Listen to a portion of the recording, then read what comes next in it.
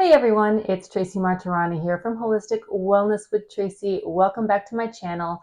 If it's your first time here, I'm glad you're joining us because today I am making an herbal body lotion based off of Rosemary Gladstar's recipe from this book.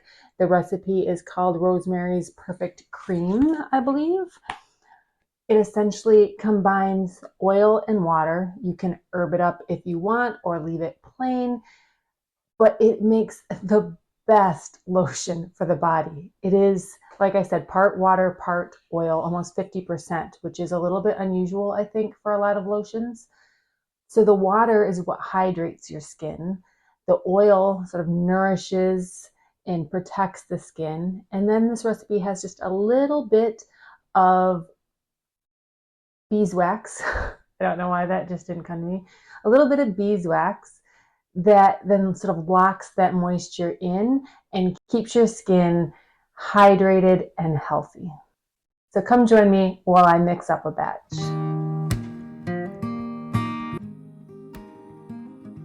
Let's start with the tools and the ingredients. So I have on my stove an enamel pan that I use for a lot of herbal remedies, along with a big measuring cup that I use specifically for herbal remedies.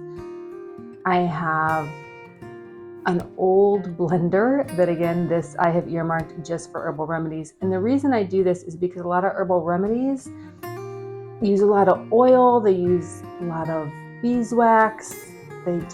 Sometimes they're just hard to clean up from, and I don't want to ruin my expensive pans and tools in my kitchen.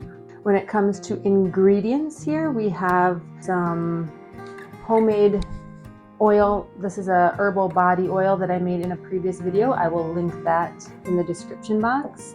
I have a little bit of beeswax. These are just these little pellets, so they melt nice and easy. I have a cup of water, and I have just a little bit of vitamin E oil that I'm going to add. I've added a little bit of water to my pan, and I'm going to add just a little bit of this cocoa butter and enough of my herbal oil to make about 1 cup. I'm going to do about a cup of oil and a cup of water. Now my oil, this is a combination of avocado, coconut, and sunflower oil.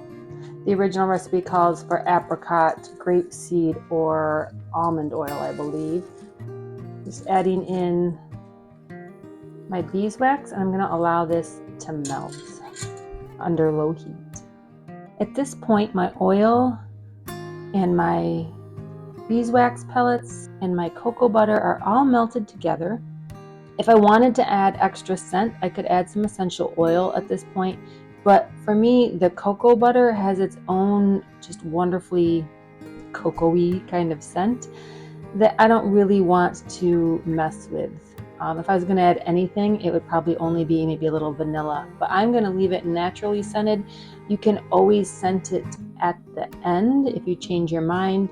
You can even scent it as you use it by taking a little bit into your hand, adding a drop of an essential oil and rubbing it together and then massaging it onto your body.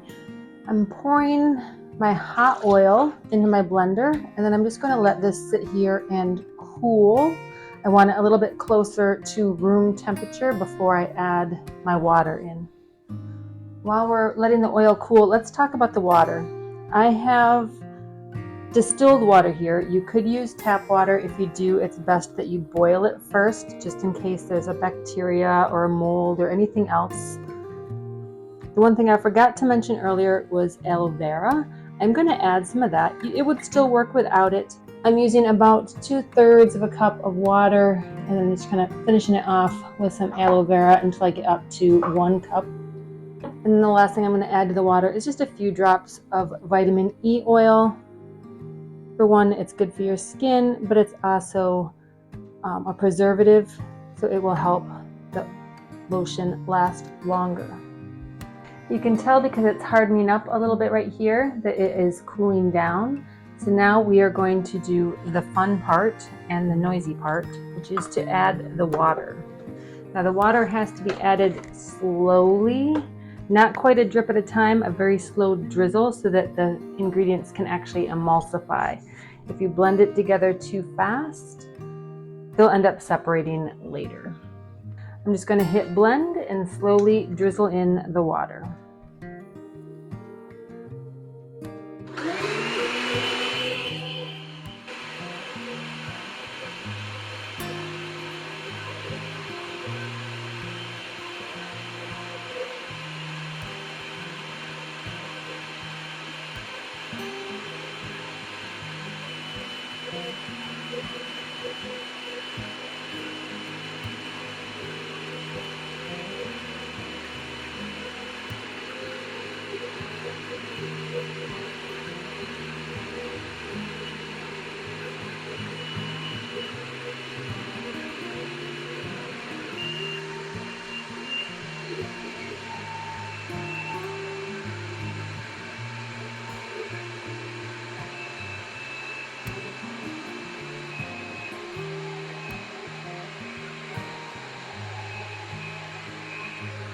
It's a little bit thin now. It will thicken a little bit as it continues to cool and sit. So I'm just going to pour into a container right now. Then later I will put it into smaller containers.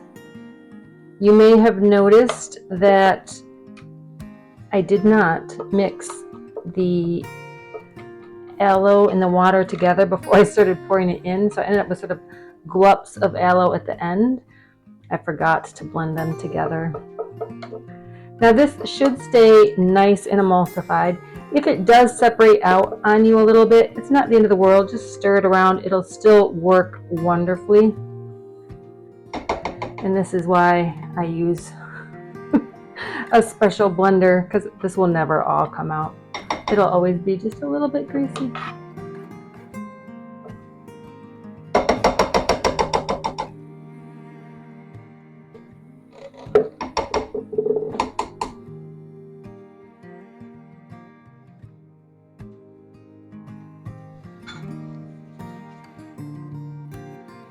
Yes, that feels wonderful. When it first goes on, it's a little bit greasy, like you think, oh, I don't know if this is going to be good. But within a couple minutes, well, less than a couple seconds, it really absorbs into your skin and just leaves your skin wonderfully hydrated. I highly recommend it.